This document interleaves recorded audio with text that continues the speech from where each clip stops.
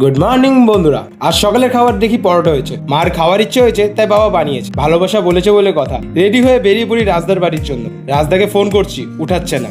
এসে দেখি সরবদাও এখানে। আমাকে মিথ্যা বলেছিল উনি নাকি এখনো আসেনি। আমরা তিনজন আমন্ত্রিত ছিলাম। কিসে তা জানতে হলে পুরো ভিডিওটা দেখবেন। ব্লগ চলাকালীন রাজদা আমাকে রোস্ট করে। জীবন অন্তত কারো কথায় তো নাচলি, গার্লফ্রেন্ড তো বানাতে পারলি না যে। তারপর আমি আর রাজদা মিলে সরবদাকে রোস্ট করি। বিয়ে কবে করবো বলো? অন্যের করতেছে, নিজের এখন তো বিয়ে হচ্ছে না, কবে করো? তারপর রাজদার ভাস্তাকে আদর করে গাড়িতে তেল ভরে গন্তব্যস্থলে পৌঁছে যায়। আজ আমাদের ওয়াইএমএ ক্লাবে অনুষ্ঠিত কমেডি ম্যাজিক শো এর ডাক আসে। কি জন্য তা আপনারা জেনে যাবেন। কাজ শেষ করে রাজদার কাণ্ড দেখে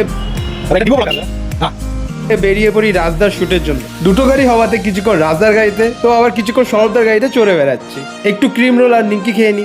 সরবদা নিজের জন্য নিমকি নিচ্ছে, আমাদের দিবে না। তারপর বেরিয়ে পড়ি শুটের জন্য। ফোন রেখে আসছে, হার্টবিট বেড়ে যাচ্ছিল। শুট শেষ করে সরবদা আর রাজদাকে বাই বলে বাড়িতে পৌঁছে রেস্ট নিয়ে বেরিয়ে পড়ি অনুষ্ঠান বাড়ির জন্য। আজ পক্কা না, অনুভবের পিসির বাড়িতে পুজোর অনুষ্ঠান, নিমন্ত্রণও আছে, সঙ্গে পরিবেশনও হেল্প করতে আস। দেখুন কি কি প্রসাদ হয়েছে। আমি একটু চা খেয়ে নিলাম, তারপর গল্প করছিলাম। যা গল্প করছিলাম ওগুলো শোনানো যাবে না। তারপর লুকিয়ে লুকিয়ে পাঁপড় খেয়ে নিলাম। কাজ শেষ করে নিজেরা খেয়ে নি। সত্যি বুনা খিচুড়ি দারুণ হয়েছিল। বুনা খিচুড়ি ছাড়া অন্য খিচুড়ি আমি খেতে অত পছন্দ করি না। আজকের মতো ব্লগ এখানে শেষ। ভালো লাগলে লাইক, শেয়ার, সাবস্ক্রাইব, যা আছে সব।